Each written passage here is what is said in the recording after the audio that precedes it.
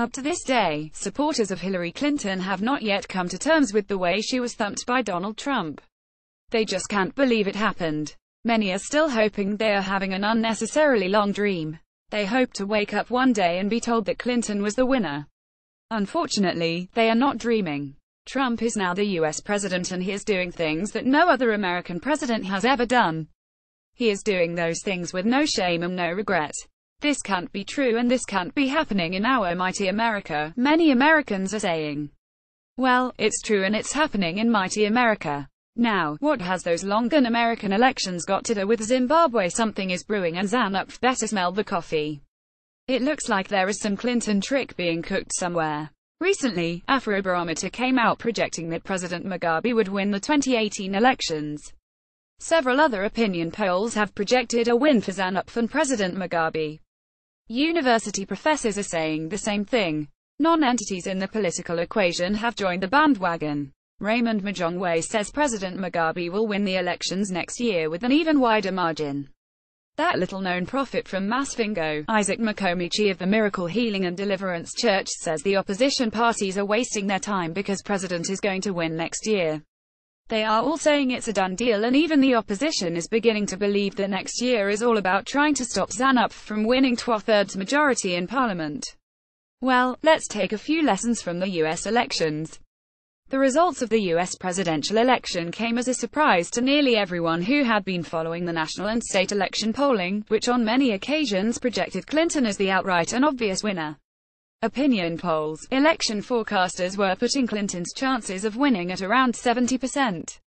Others even projected a 99% win for Clinton. During the campaigns, Clinton looked like and behaved like the president-in-waiting. Remember that smile of hers?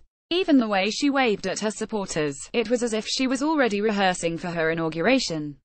Her supporters thought it was just a matter of time. It actually looked like it was indeed a matter of time. Soon after the elections, the overconfident Clinton started making preparations to celebrate her victory. And then the results started coming. First it seemed like a joke, then that bad joke turned into reality. Trump was trampling all over Clinton. You could see disbelief in the eyes of many people. There is a lot of speculation as to what really happened, and up to now no one seems to know why the opinion polls were so way off the mark.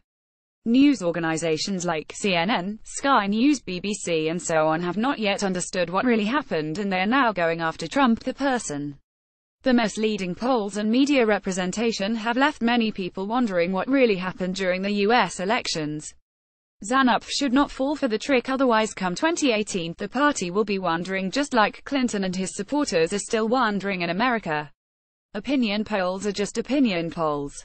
Opinion polls don't register people to vote. Opinion polls don't mobilize people to vote, and opinion polls don't vote.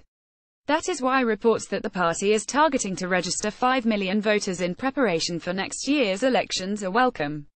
And that is why the hugely successful presidential youth interface rallies that have shown that President Mugabe remains just too popular are the way to go. The opposition Grand Coalition has failed, as was witnessed yesterday, and indeed it looks like Zanupf can only defeat itself during the elections next year, but still it's important to always remember the Clinton tragedy. Those who are still in the mood to fight in Zanupf should postpone their fight. Now is President Mugabe's time. 3,792 total views, 2,901 views today.